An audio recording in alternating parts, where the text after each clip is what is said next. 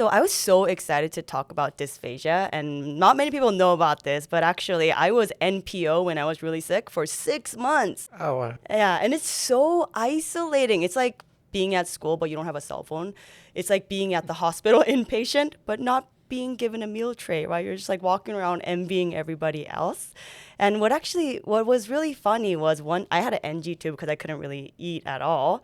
And one of the chief residents that was taking care of me, he took me to the pediatric playground area, and he hid a little bit of 100 ml juice box for me, and then he gave it to me, and we hid and drank the juice box, and then but he made me promise that I was gonna be connected back to the G tube once I went back, so I like everything was sucked out immediately, but I just remember that special moment of like drinking juice out of a juice box. So yeah.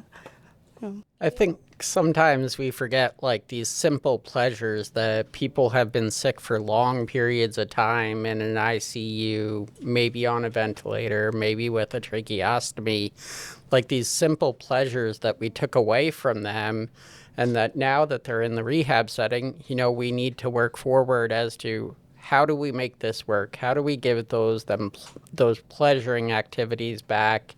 How do we get them back to that functional status that they came from? Or how do we help them recover from that injury? And, swallowing is a big piece of it. Kate?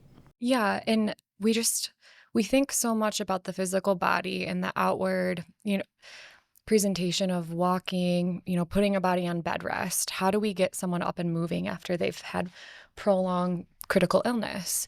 But I think swallowing is one of those things that, because we don't see it outwardly, we tend to kind of forget about it, and it has been kind of later developing in our literature because of that. But technically, NPO for a prolonged period of time is putting those muscles on bed rest too. So we kind of question, how can we avoid prolonged NPO? How can we not follow the let's wait and see method? Because we know the wait and see method has been disproven. So what can we do to safely get in there and give these patients the opportunity to eat as soon as safely possible?